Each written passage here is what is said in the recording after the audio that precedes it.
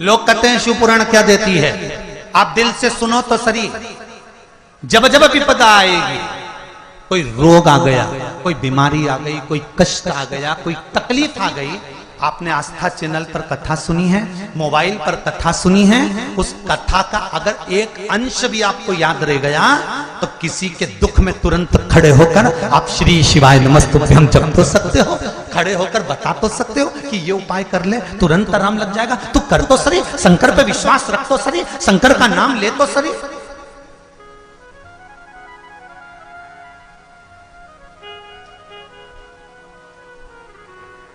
अरे भाई उसको भजो तो।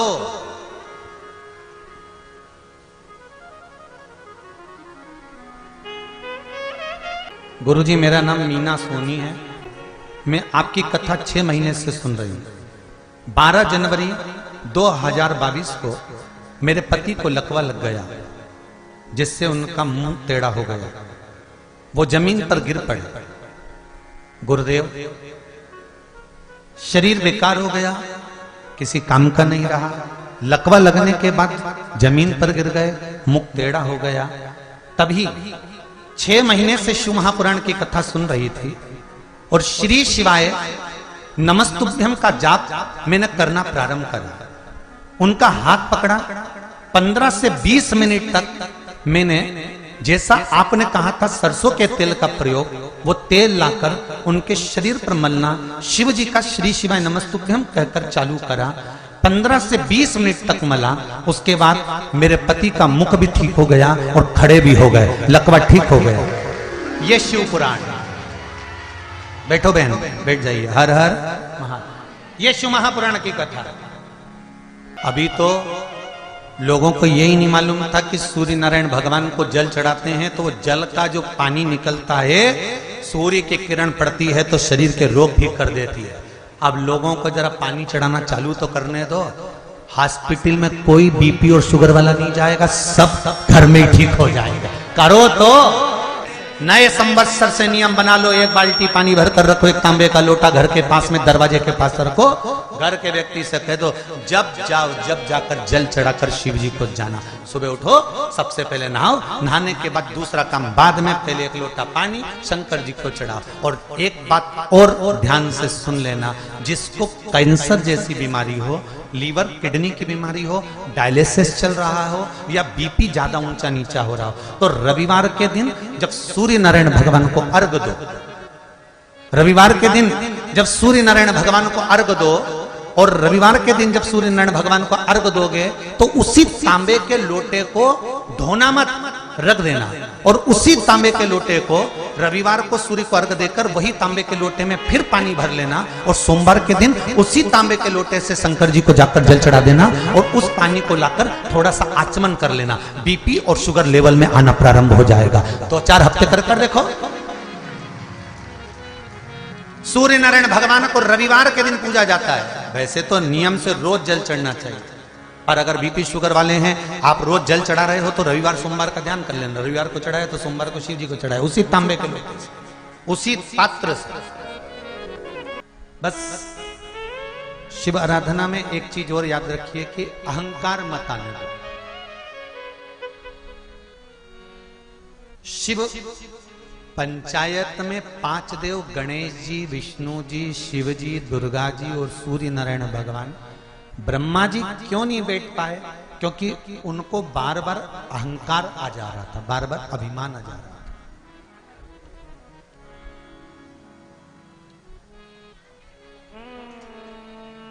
सब कुछ आए पर अहम नहीं आना चाहिए।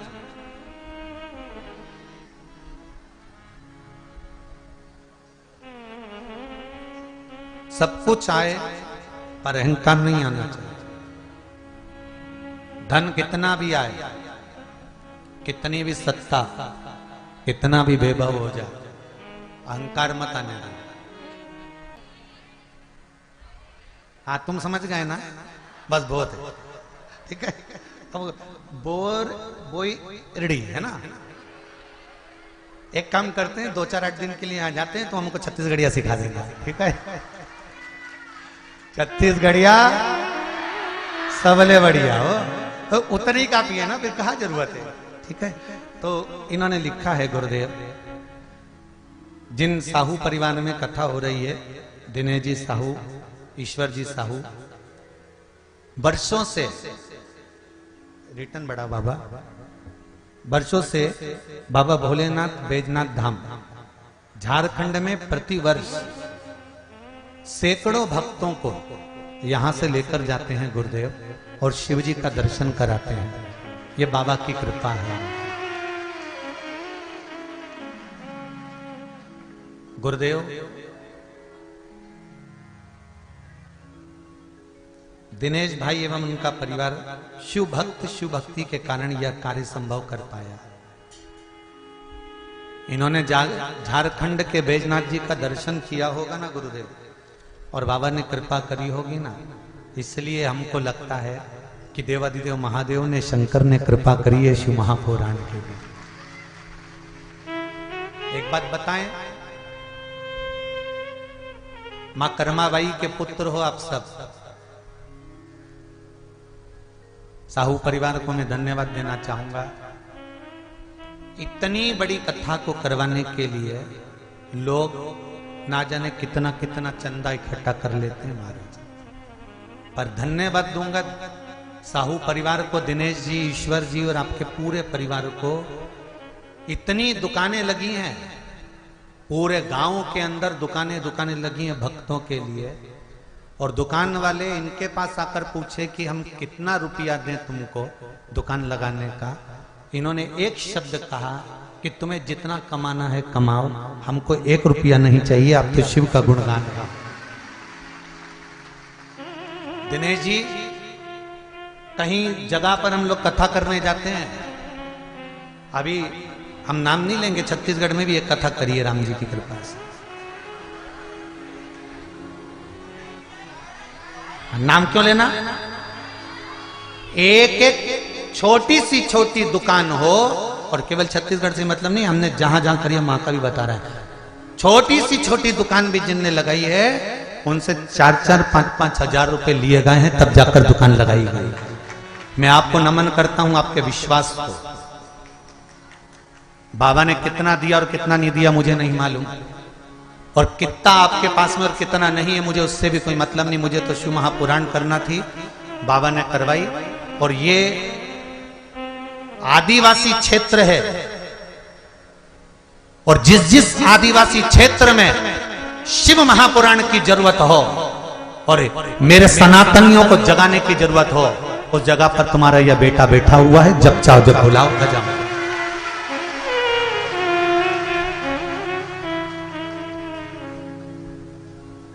इस क्षेत्र में कथा की जरूरत थी, इस क्षेत्र में कथा की बहुत जरूरत थी। यहां लोग भटक रहे थे, शंकर को नहीं जान पाए।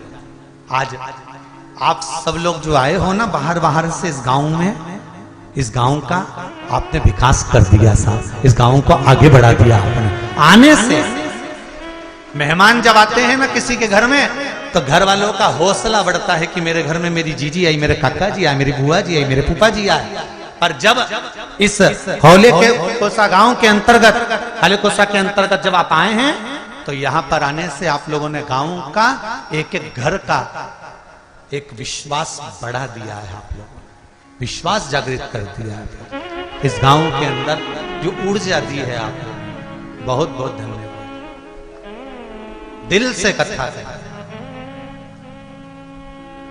एक साधारण छोटी सी दुकान, वो भी छोटे से गांव में, और छोटी सी दुकान के अंतर्गत छोटा सा काम काज करना, ये तो शिव ही करा सकता है, किसी की सामर्थ्यता नहीं है।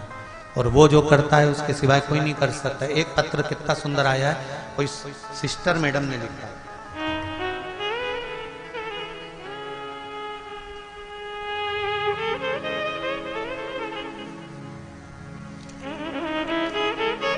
श्रीमती रत्नमाला श्रीवास्तव, चिचोला छुरिया, राजनंद गांव से है। कहीं बैठी हो आप ही हैं?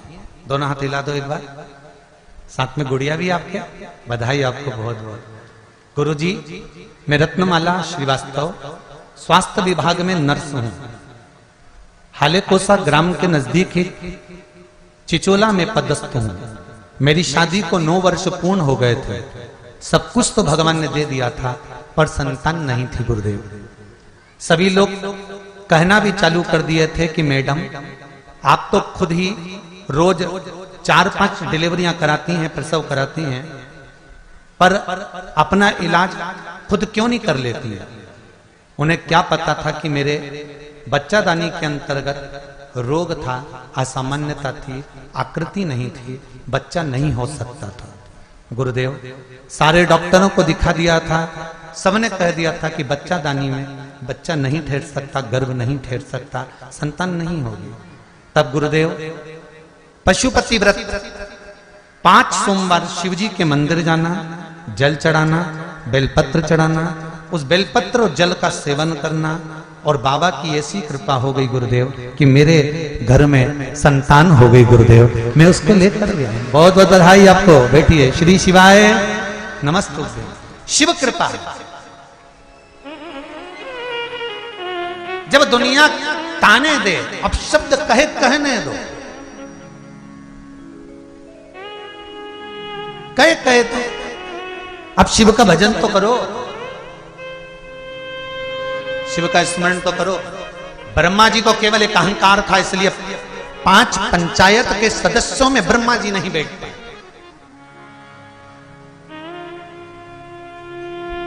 आप और हम अगर अभिमान में आ जाएंगे तो हम भी 5 सदस्यों में नहीं बैठ पाएंगे।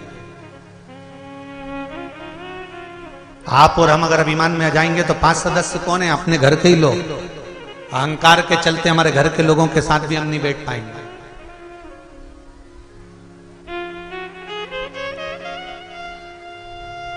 जब अभिमान टूटता है तब सुख मिलता है।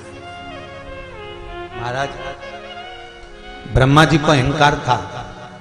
ब्रह्मा जी ने पूछा सूर्य नारायण भगवान से, मैंने सृष्टि का निर्माण नहीं करा तो ये सृष्टि किसने बना दी?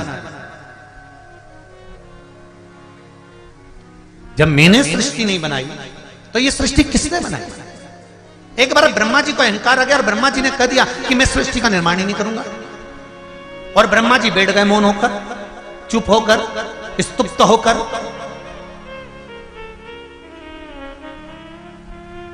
और जब मौन होकर, स्तुप्त होकर ब्रह्मा जी बैठे, सृष्टि का निर्माण बंद हो गया। सृष्टि बनाने वाला कोई नहीं था। ब्रह्मा जी चुप होकर बैठ जाते हैं। देवता घबराने लगते हैं। सृष्टि बनाएगा कौन? सृष्टि का निर्माण कौन करेगा? सृष्टि को आगे कौन बढ़ाएगा? ब्रह्मा जी तो मौन हो गए। पर अच्छे का अहंकार नहीं रहा तो ब्रह्मदेव का नहीं टूटेगा। वही हुआ। एक इंदु नाम के ब्राह्मण थे, उनके यहां कोई संतान नहीं थी। महाराज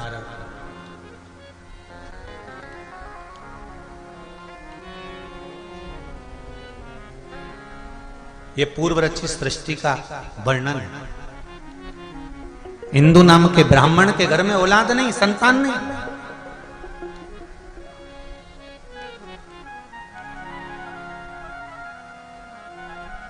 और जब संतान नहीं हुई इंदु नाम के ब्राह्मण के यहां, तब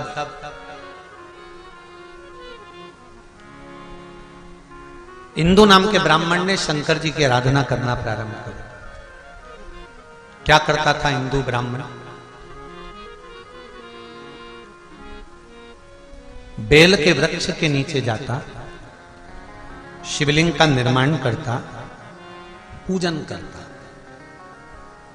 बेल पत्री के वृक्ष के नीचे शंकर का शिवलिंग बनाकर पूजन करने से क्या फल मिलता है? तो कहा बेलपत्री के वृक्ष के नीचे पार्थिव शिवलिंग का निर्माण कर कर जब हम पूजन करते हैं, बेलपत्री के पेड़ के नीचे की ही मिट्टी को लेकर जब हम शिवलिंग बनाते हैं और बेलपत्री के पेड़ के नीचे ही जब हम पूजन करते हैं, तो बेलपत्री के वृक्ष में जितनी पत्तियां होती हैं उतने शिवलिंग के पूजन का फल हमको प्राप्त हो जाता है। सहस्त्र शिवलिंग।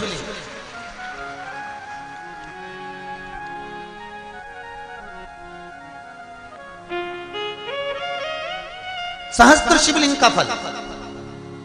हम आपसे भी कहेंगे कभी कभी अगर मौका मिले ना, पार्थिव शिवलिंग का निर्माण करते रहना चाहिए। एक बार सीहोर कुबेरेश्वर धाम में कथा बाची थी, शिवलिंग पार्थिश्वर शिवलिंग शिव महापुराण की कथा। अगर नहीं सुनी हो तो जब फ्री टाइम रहा करे तो उसको सुन लिया करो। पहले बहुत सारी शिव पुराण की कथा बाची है, पार्वती, सती, उमा, गंगा। अभी शिव पंचायत चल रही है। इसके बाद में जो रायसेन में होगी, भोपाल से 40 किलोमीटर की दूरी पर, वहां जो कथा होगी वो त्रिपुंड शिव महापुराण की कथा होगी। वो कथा पूरी होने के बाद में फिर शायद वो 9 तारीख को समापन होगी और 13 तारीख को शिव महापुराण की कथा हरिद्वार में प्रारंभ हो जाएगी। तो हरिद्वार में जो कथा रखी है उसका नाम रखा है शिव पौड़ी। हरि की पौड़ी शिव महापुराण की कथा, हर की पौड़ी, हर का द्वार शिव महापुराण की कथा, जो हरिद्वार में 13 तारीख से प्रारंभ होगी। 13 अप्रैल से है 13 से 19 अप्रैल तक हरिद्वार की भूमि। तो कथाओं का क्रम अलग अलग है। आप कथा वही है पर उसके रस तत्व को हमको ग्रहण करना है। कई लोग कहते हैं गुरुजी शिव महापुराण की कथा तो आजकल आप छूते हो, बस वो छू लिया ना, चल तो वही रही है ना, है तो शंकरी, सुन तो रखे हो ना। शिवलिंग का उत्पत्ति, पार्वती जी का ब्याह, सती मैया का भस्म होना, कथा वही है पर उसमें जो मूल तत्व है उसको हम श्रवण करें जिससे हमारे जीवन की सार्थकता।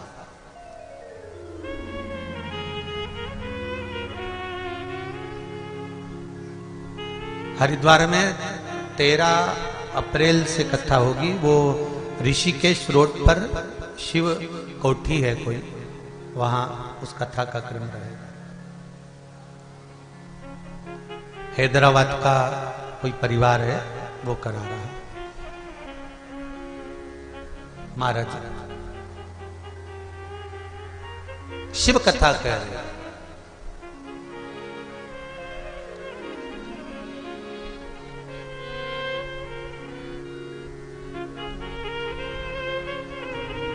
ब्रह्मा जी को अहंकार आया,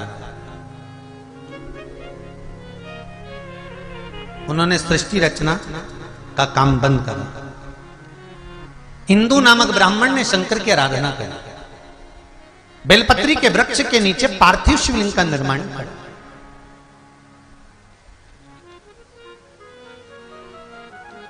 जैसे पीपल के वृक्ष के नीचे लव और कुश ने हनुमान जी को बांध दिया था, हनुमान जी एक एक पीपल के पत्ते को गिन रहे थे और राम राम बोल रहे थे। पत्ते को गिनते जाएं और राम राम बोलते जाएं। उसी तरह जब हम बेलपत्री के वृक्ष के नीचे पार्थिव शिवलिंग का निर्माण करते हैं और उसका पूजन करते हैं तो उस वृक्ष में जितने पत्ते होते हैं उतने शिवलिंग का फल हमारे भाग्य में लिखा जाता है। उसको कहते हैं सहस्त्र शिवलिंग का लाभ। हमारे पार्थिव शिवलिंग की पूजन का लाभ हमारे भाग्य के अंतर्गत हमारी किताब में लिखा जाता है। क्या आपने हजारों शिवलिंग का पूजन किया? आप में से कितने लोग हैं जो पार्थिव शिवलिंग बनाते हैं? हाथ उठाओ जरा। बनाते हो पार्थिव शिवलिंग? रोज नहीं बनाओ तो 6 महीने में एक बार बनाओ, 3 महीने में बनाओ, 2 महीने में बनाओ, महीने में बनाओ, नहीं बने तो श्रावण महीने में बनाओ। पर पार्थिव शिवलिंग का निर्माण करना चाहिए, भले साल में एक बार करो पर करो।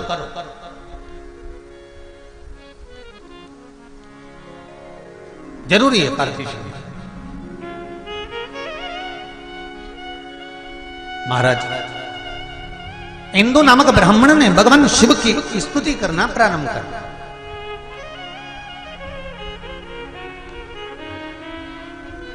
हाँ, ये हरिद्वार की जो कथा है वो शिव फार्म, हरिद्वार में जो कथा होगी 13 अप्रैल से 19 अप्रैल तक आस्था चैनल पर आएगी। वो 1 बजे से 4 बजे तक। शिव फार्म, भूपत वाला रोड, हरिद्वार। और कथा करवाना है मर्दा परिवार हैदराबाद से। ये लोग कथा करा रहे हैं। एक बार जोरदार ताली बजाएं मर्दा परिवार हैदराबाद वालों के लिए जिन्होंने हरिद्वार की पावन धरा पर कथा रखी। शिव कथा कर रहे। ब्रह्मा जी सृष्टि की रचना नहीं कर रहे।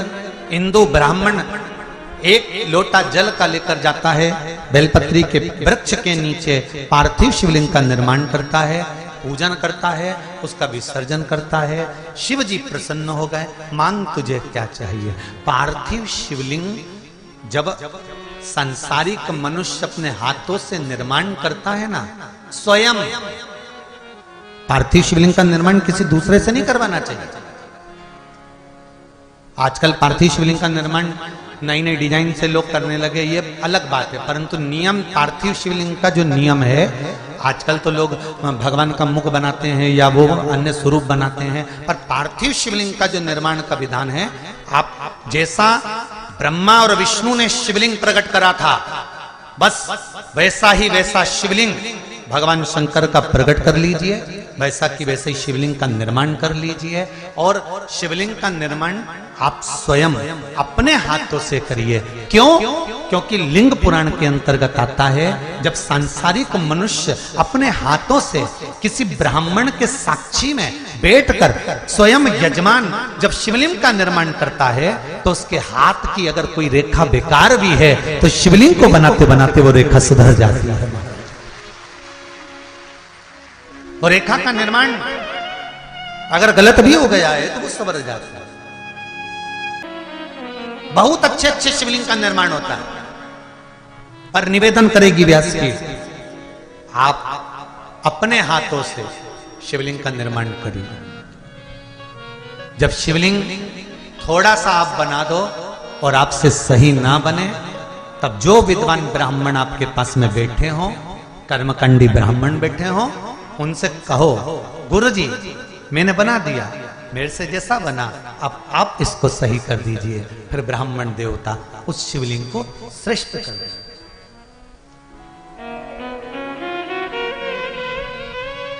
हमें बहुत सारी पूजन करना नहीं आती, थोड़ी करो। और ये मत सोचो कि गलत हो जाएगी तो भगवान रूठ जाएंगे। नहीं नहीं नहीं नहीं, भगवान तो रूठते ही नहीं। ये कर्माबाई का चरित्र कितना सुंदर कहता है। कर्माबाई जी को आज माता कर्मा जी की जयंती है। आप सभी को माँ कर्मा जयंती की बहुत बहुत बधाई हो। माँ कर्मा के जन्म दिवस की बधाई हो। संपूर्ण साहू समाज को बहुत बहुत बधाई, और साहू समाज को ही नहीं, संपूर्ण विश्व को माँ कर्मा जैसे भक्त की प्रागट्य की बधाई है, जिन्होंने भगवान जगन्नाथ को आवाज लगाती थी और भगवान जगन्नाथ भोजन करने आ जाते थे। आप जरा विचार करो, आपके कहने पे तो आपका छोरा भोजन करने नहीं है, और मां कर्मा भाई आवाज लगावे। का जगन्नाथपुरी का सूरत, कर्मा भाई का असली स्वरूप कैसा था जब वो गांव में रहती थी? पिता रामनाथ जी, कर्माबाई 2 चोटी करती थी, लंबा लंबा चोटी, लहंगा 36 कली का, चोली, सिर्फ एक छोटी सी चूनर डाल के रहती थी कर्माबाई, माथे पर एक बिंदी, होठों पर लाली थी कर्माबाई, कानों में छोटे से पिताजी ने बुंदे लाकर दी थी तो वो पहनी थी कर्माबाई, गले में तुलसी की माला पड़ी थी कर्माबाई के, छोटी सी 6 वर्ष की कन्या। और बाबा कहते हैं, माँ कहती है, सुन हम खेत जा रहे हैं, काम बहुत सारा पड़ा हुआ है, घर में ठाकुर जी की सेवा है। इतने बड़े लड्डू गोपाल थे, लड्डू गोपाल मतलब आगे बैठे ना, ऐसे लड्डू गोपाल छोटे से करेंगे, और तू सुन इनकी सेवा कर देना, और सेवा कर कर इनको भोग धरा देना। हाँ, और बाबा और माँ चले गए। कर्माबाई 6 साल की, इसको तो भोजन बनाना आता नहीं था। अब 6 साल की लड़की कितना भोजन बनाए? माँ को देखा था उसने भोजन बनाते हुए कि माँ खिचड़ी अच्छी बनाती थी, पर उसको खिचड़ी बनाना भी नहीं आता था। उसने सोचा खिचड़ी कैसे बनाए। माँ एक बर्तन रखती थी, बर्तन में पानी डालती थी, चावल डालती थी, दाल डालती थी, नॉन मिर्ची डालती थी, खिचड़ी बनाती थी। कर्माबाई ने भी एक इतना बड़ा बर्तन रख दिया, उसमें 1 कटोरी चावल डाल दिया, 1 बाल्टी पानी, चावल 1 कटोरी, बाल्टी भर के पानी, थोड़ा नमक, थोड़ी मिर्ची, और कर्माबाई भगोने को हिलाने लगी, चूल्हे पे रख के हिलाते हिलाते हिलाते हिलाते दोपहर हो गई, पर कर्माबाई की खिचड़ी नहीं बनी, क्योंकि वो खिचड़ी की जगह चावल का माड़ तैयार हो गया, कपड़े कलप देने वाला झोलिया तैयार हो गया। कर्माबाई ने देखा खिचड़ी नहीं बनी। कर्माबाई गई पड़ोस वाली काकी के पास में, काकी बाबा और मैया तो बाहर गए, खिचड़ी कैसे बनाते हैं? काकी ने कहा 2 गिलास पानी डालो, थोड़ा 1 कटोरी चावल, जिसको नहीं आती हो खिचड़ी बनाना लिख लो। 2 गिलास पानी, 1 कटोरी चावल, आधी कटोरी दाल, थोड़ा नून, थोड़ी मिर्ची, धीमी आंच में रख के उसको पका ले। कर्माबाई ने पकाया, खिचड़ी तैयार हो गई। दोपहर के 2 बज गए कर्माबाई को बनाते बनाते। इसने तुरंत खिचड़ी को थाली में उंडेला, उंडेलने के बाद उसमें गुड़ की खोड़ी रख दी, घी की बाटकी बीच में रख ली और थाली ले जाकर भगवान के सामने रख दी। और भगवान से कर्माबाई क्या बोली? हे मेरे ठाकुर, जल्दी जल्दी खा ले, जितनी भूख तुझे लग रही है उससे ज्यादा मुझे लग रही है। ठाकुर बाबा बोल कर गए हैं भोग लगा देना, मैया कह कर गई है भोग लगा देना, इसलिए तेरे सामने धरी है। भगवान के आगे हाथ जोड़ के बैठी, जैसे ही हाथ जोड़ के बैठी इतने में तो जो पीतल की मूर्ति थी भगवान की पाषाण की, उसमें से भगवान ये 6 साल की वो 4 साल का प्रकट हो गया। 4 साल के मेरे ठाकुर प्रकट हो गए और 4 वर्ष के भगवान कृष्ण सामने आके बैठ गए। और जो कर्माबाई ने आंख खोली, खोलते से ही देखा और देखते से भुकुटियों से पूछा। भगवान भी भुकुटी हिला रहे, कर्माबाई भी भुकुटी हिला रही। इतने में कर्माबाई ने हाथ जोड़ के पूछा, ईमानदारी से बोल दे तू कौन है?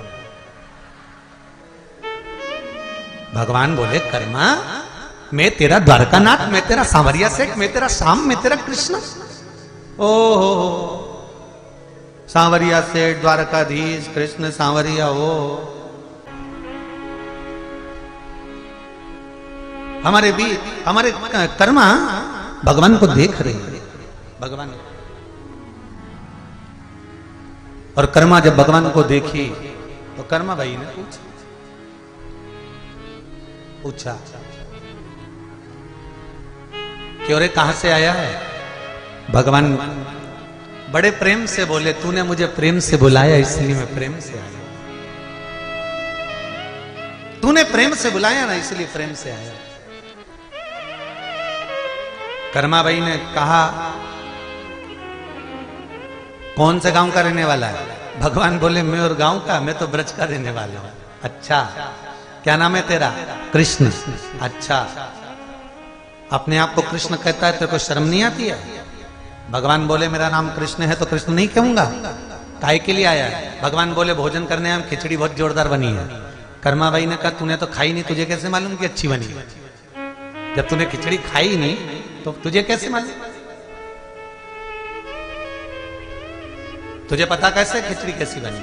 नहीं नहीं नहीं, कर्मा मुझे तो पाना है। अब कर्माबाई 2 प्रश्न भगवान कृष्ण के सामने रख दिए।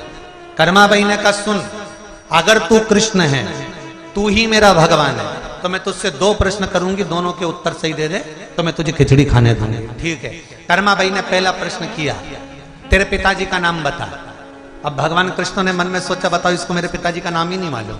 भगवान कृष्ण ने कहा मेरे पिताजी का नाम तो वसुदेव जी है। कर्माबाई ने कब तो उठ के खड़े हो जाए, तुझे इतना ही नहीं मालूम कि भगवान कृष्ण के पिता तो नंद बाबा है? भगवान कृष्ण ने अपना माथा ठोका, कहा 2 बाप के चक्कर में पड़ा, अगर आज बाप एक होता तो खिचड़ी तो मिल जाती है। अब कर्माबाई ने दूसरा प्रश्न करा, तेरी मैया का नाम बता दे, मां का नाम बोल। तो कर्माबाई जैसी पूछी तो भगवान कृष्ण को लगा कि पिताजी का नाम जब नंद बाबा बताया ना तो मैया का नाम यशोदा बताया होगा, जो पक्का है। तो भगवान बोले मेरी मैया का नाम तो यशोदा है। इतने में कर्माबाई बोली अब तो उठ ही जा, पूरा ही उड़ जा।